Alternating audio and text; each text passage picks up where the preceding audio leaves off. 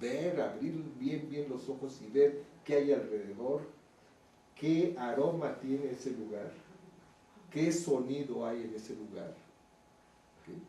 Porque muchas veces cuando vuelve uno a tener la misma aroma de cuando fuimos a tal lugar, viene el recuerdo, ¿no? Y entonces muchas de esas imágenes nosotros las podemos aplicar en nuestro trabajo. Entonces, volviendo a la pregunta de Lalo, efectivamente, mucho de lo que hacemos, en el caso mío, tiene principios fundamentales de Japón, tanto en arquitectura como en jardinería. Y como es un arte ya milenario, pues captamos nada más los principios básicos, no copiamos. Copiar se traduce en una japonesada,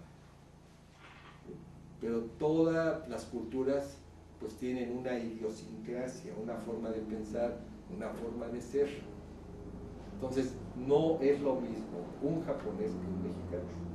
Entonces no podemos hacer jardines totalmente japoneses para un medio mexicano, porque son otros principios, otra forma de pensar. Y sobre todo en el medio occidental, en México, los jardines, si no tienen color, no son jardines. Y en cambio en Japón, el color que se usa es el de la naturaleza, que es generalmente plantas verdes, ¿sí? Rocas, que es el granito, el granzón, las piedras grandes y el agua. Todos los jardines japoneses son muy monocromáticos, muy sencillos, pero tienen mucha filosofía. Pero si eso se trae a un ambiente de México, como yo lo hacía muy al principio, me decían, oiga, esto todavía no está terminado. No, mire, es igualito al proyecto que le presenté. Aquí están las rocas, aquí está esto. No, eso no es. ¿Y qué era? Pues que le faltaba el color. Entonces, ya al final fuimos integrando esos principios de la jardinería japonesa con el gran colorido que quiere la gente aquí. Y eso es lo que hacemos actualmente.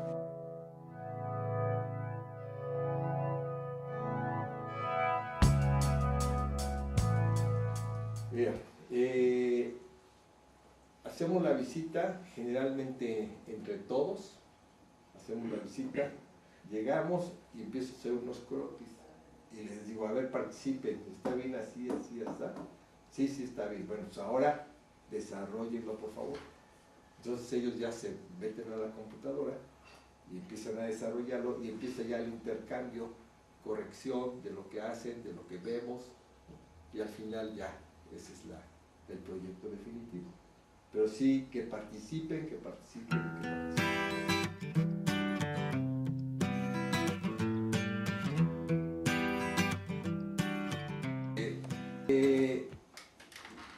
En jardinería, generalmente no es necesario hacer maquetas, sino interpretar muy bien los planos en planta, en alzado, es lo principal. Porque el volumen de las plantas generalmente no deja ver lo que hay abajo. A diferencia de la arquitectura, que tú te metes a escala con la maqueta y ya vas viendo las vistas a través de las ventanas, sientes el espacio, las alturas, los materiales, es un poco diferente. Sí, cambia. Por eso es que casi no.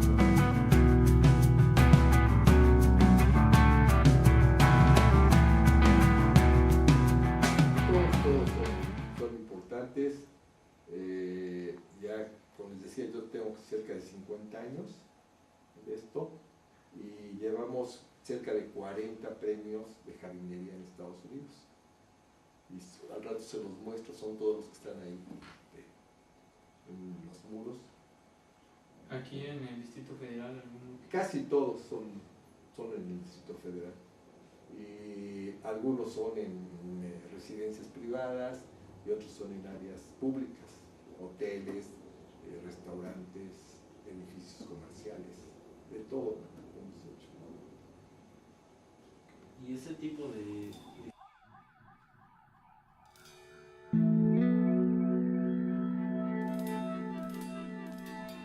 Pues yo creo que no, se duda cuando no hay chamba, ¿no? Pero como todo, yo tenía un amigo doctor, médico, que al principio, por ejemplo, no le llegaban pacientes. Y entonces, en lugar de desesperarse, todo el tiempo que tenía que estar ahí, esperando a que llegaran, estudiaba. Entonces aprovechaba muy bien el tiempo.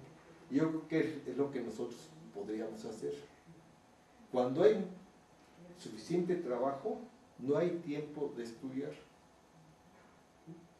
Y que nosotros cómo estudiamos, generalmente viendo revistas de otros países, ¿no? ¿Qué se está haciendo en otros lugares? ¿Qué se puede adaptar o qué se puede exportar de México a otros países? Entonces, yo creo que es el momento en que, en lugar de desesperarse de que no hay suficiente trabajo, mejor nos pongamos a estudiar. Pero sí son profesiones muy interesantes, muy satisfactorias, tanto la arquitectura, que es más perdurable que la jardinería, aunque hay jardines, por ejemplo en Japón del siglo VIII, todavía en existencia. Entonces, muchos creen que la jardinería es efímera, o sea que desaparece, pero no, bien cuidada y con buenos materiales puede durar muchos siglos. Así es. ¿Qué fue lo que lo inspiró?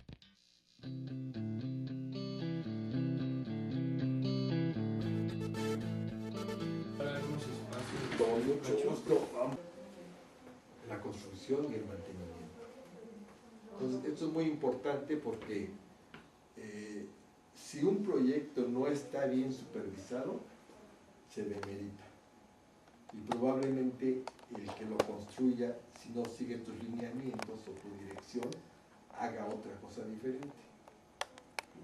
Y luego, si ya se hizo la construcción y no se le da el mantenimiento adecuado, también en muy poco tiempo pierde todo el diseño. Entonces sí es básico el que se lleven las tres etapas. Y eso es lo que nos ha ayudado a que pues tengamos pues ya cerca de 50 años en esto. Y sobre todo lo que yo les recomiendo mucho a ustedes cuando salgan a la vida profesional es la atención al cliente. Generalmente nosotros terminamos una obra, la entregamos y ya nos olvidamos. Pero como es lógico, como interviene tanta gente en esto, van saliendo detalles.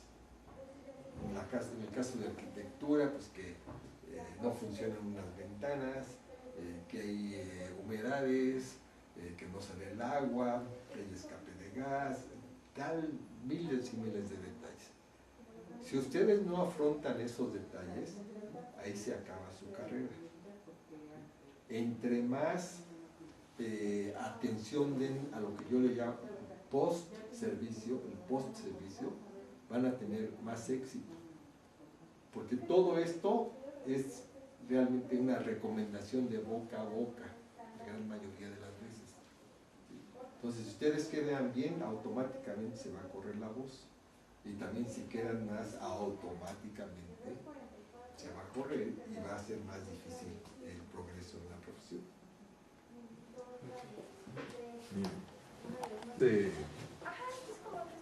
Un pequeño jardín interior en un banco japonés en Panamá. Entonces tiene algunos de los elementos característicos de la ceremonia de té, como es una vasija con agua donde uno se purifica antes de participar en la ceremonia de té, y una lámpara de granito para que se alumbre en las noches antes de participar a la ceremonia. Esto es el Centro Vancomer, que está en Avenida Universidad. Ya tiene unos muy buenos años. Estos son los patios. En la planta es como un tablero de ajedrez, en donde los cuadros negros son las oficinas y los cuadros blancos son estos patios.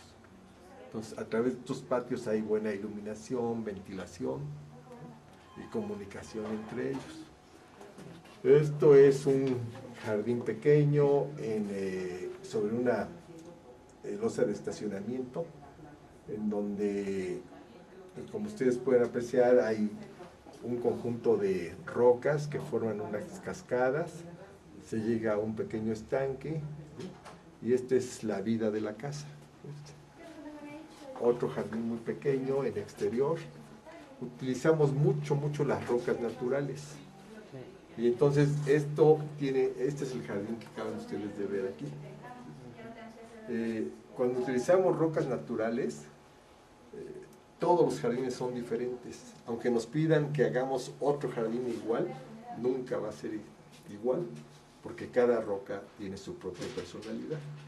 Entonces tenemos que buscar la cara de las rocas y buscar las caras de los arbustos también para darle la mejor vista. Es la misma, algo muy parecido a este que acabamos de ver, que constituye el centro de la casa. Esta es una exposición temporal. Este es un jardín bastante grande en donde hicieron lomas artificiales para poder tener este juego de cascadas, y hay un lago con un kiosco. Este es un producto de los artesanos mexicanos, canteros, herreros, y es una ambientación interesante, muy ligado a la naturaleza. Luego tenemos en el interior un salón de fiestas. Aquí es un poco diferente, un patio interior con nuestro estilo de cascadas a base de mármol travertino, una reminiscencia de pirámides, un jardín de un restaurante japonés que se llama Suntory, un arreglo en una azotea en donde se cubrió para poder tener un microclima diferente y poder tener toda esta vegetación. En estos casos, en que son azoteas, es muy importante saber el peso que va a cargar la losa y ver si está calculada para eso. Y la otra importante es la impermeabilización. Este es un restaurante japonés, es en el Hotel Nikko. En ese mismo hotel había un restaurante francés, y este es el tema de ese restaurante.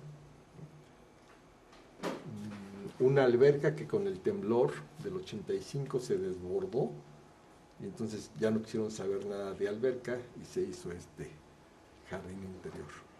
Se aprovechó la luz natural, que es muy importante. Si no hay 50, se llaman food candles, o sea 500 luxes, no hay fotosíntesis, y entonces no trabajan las plantas, no viven las plantas. Entonces se necesita esa cantidad de luz para que pueda haber ese ciclo de vida, ¿no?, de las plantas. Tema un poco ya más occidental, de europeo, lo mismo esta casa. El siguiente es un casco de una hacienda, donde se hizo ese arreglo para minimizar un poco también la rigidez de los muros de piedra, hacerlo más amable y crear un ambiente ya tropical en la alberca. Esto es en Pachuca, que es un lugar muy frío. Otro tipo de jardines para eventos, salones de eventos. Esto es en un aeropuerto en Toluca, una residencia, también residencia. Esta es muy interesante, es otro estilo, una casa muy antigua, muy bien ubicada, en donde no quisieron demolerla, sino más bien restaurarla, y le aplicaron toda la alta tecnología. Vinieron decoradores de Inglaterra y de Estados Unidos, y a eso se debe el que pues toda la jardinería también tenga ese estilo, ¿no?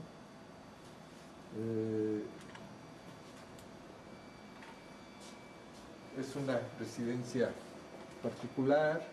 Estos son unos laboratorios en donde eran